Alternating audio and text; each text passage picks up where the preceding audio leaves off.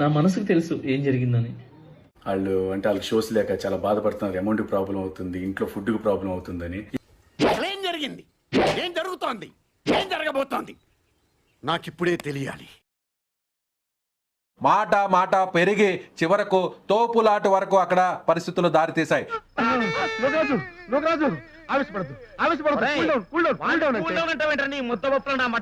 ఈ రెండు వర్గాల మధ్య ఒక్కసారిగా విభేదాలు బగ్గుమన్నాయి.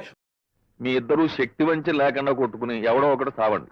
ఇప్పుడు సిచ్యువేషన్ చాలా చాలా చాలా బ్యాడ్ ఉంది. టైం బ్యాడ్ ఉన్నప్పుడు ఏది వర్కౌట్ కాదక్క. కానీ గత కొన్ని రోజులుగా మా డాన్సర్స్ కి వర్క్ లేదు. అంటే ఎక్కువ గ్రూప్ డాన్సర్స్ ఉంటేనే వాళ్ళకి వర్క్ ఉంటుంది. అయ్యయ్యో సానుభూతి వద్దురా.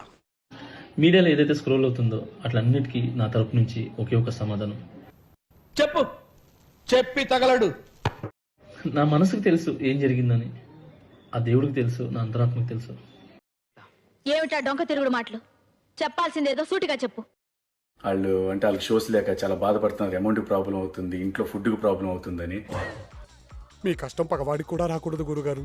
మరేరా ఏమైనా ఆడియో ఫంక్షన్స్ కానీ, సంగీతులు కానీ, మ్యారేజ్లు కానీ ఉంటేనే వాళ్ళు వర్క్ జరుగుతుంది. షోస్ ఏమైనా జరిగితేనే వాళ్ళు చాలా బాధపడుతున్నారు. బాధపడకండి, అర్థమైన ఎదవలు చూసుకోవడానికి 7 గొడవలు ఉన్నాడు కదా.